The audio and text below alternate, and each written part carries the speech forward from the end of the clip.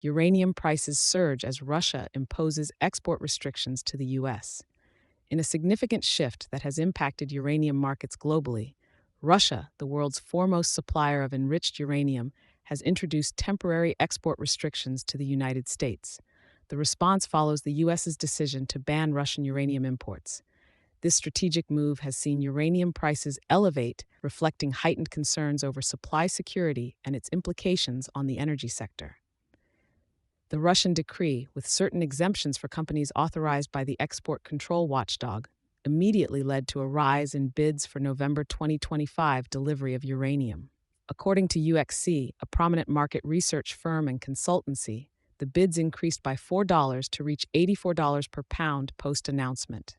Jonathan Hinsey, president of UXC, acknowledged the market's cautious reaction, with many sellers holding off on making offers until they fully understand the ramifications. Indeed, the overall uncertainty is visible in the fluctuation of the weekly spot price of uranium, which dipped slightly to $77 per pound compared to higher levels seen earlier in the year. Investor response was quick to the news, with jumps observed in the share prices of uranium mining companies. This investor confidence echoes the sentiment of industry experts like John Ciampaglia, CEO of Sprott Asset Management. Ciampaglia suggests the potential for uranium prices to reach $100 per pound in the near term. Notably, the demand for uranium is less sensitive to price changes, which could sustain upward price movement. This economic episode underlines the strategic importance of uranium in the global energy market. Russia's dominance is clear, boasting approximately 44% of the world's uranium enrichment capacity. The United States, reliant on foreign imports for its nuclear fuel, previously a substantial 35% sourced from Russia, is now facing serious supply chain challenges.